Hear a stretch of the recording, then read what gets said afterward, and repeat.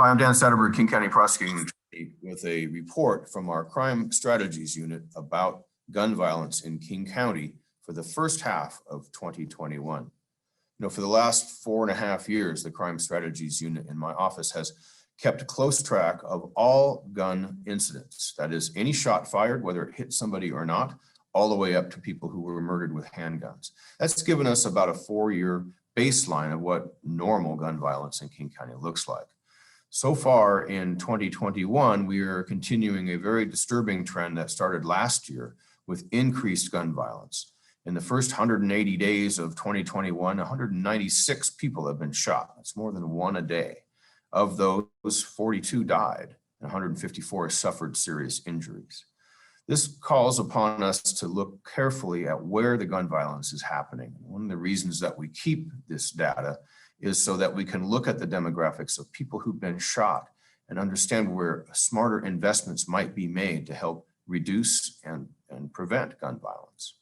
The data that we keep includes demographic data. So now we understand that the 85% of the people who were shot are men, and almost half are under the age of 24.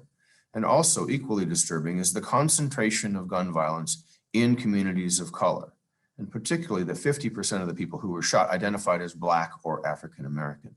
So this concentration of gun violence in King County allows us to identify both the people in the communities that are most at risk of being involved in future gun violence. And it helps us to think about directing investments in those communities to help really convince young people to put their guns down and to offer young people another chance to do something else with their life. So the community groups that are being held up and being willing to work with these young people, including Choose 180 and Community Passageways, among others, they're really out there doing the hard work to help us prevent this crime.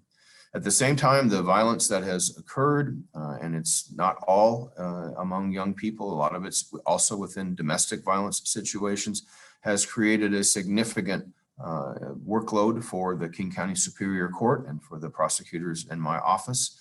We have now over 250 open murder cases that we need to get to court. We're doing that every day. We had 12 trials going on today in King County. And so it's going to take some time to work through the backlog of cases that are due to COVID, but also to continue to respond on a daily basis to homicidal violence in King County. Another way that we measure violence in statistics in my office is with the MDOP group. That's the Homicide Response team that we call the Most Dangerous Offender Project. Over the years, and we've been doing this for more than 25 years, our recent average response to homicide scenes was about 90 a year. So far, the first 6 months of 2021, we've been to 80 homicide scenes. So on pace to double our normal caseload of homicide response. So if you think that the community seems to be more violent, you are right, and these numbers will support that. Now, it's important to say that King County remains one of the safest large jurisdictions in America. There are many places that are also experiencing double-digit increases in murders and in gun violence, but that's not enough. It's not consolation to say that other places are worse.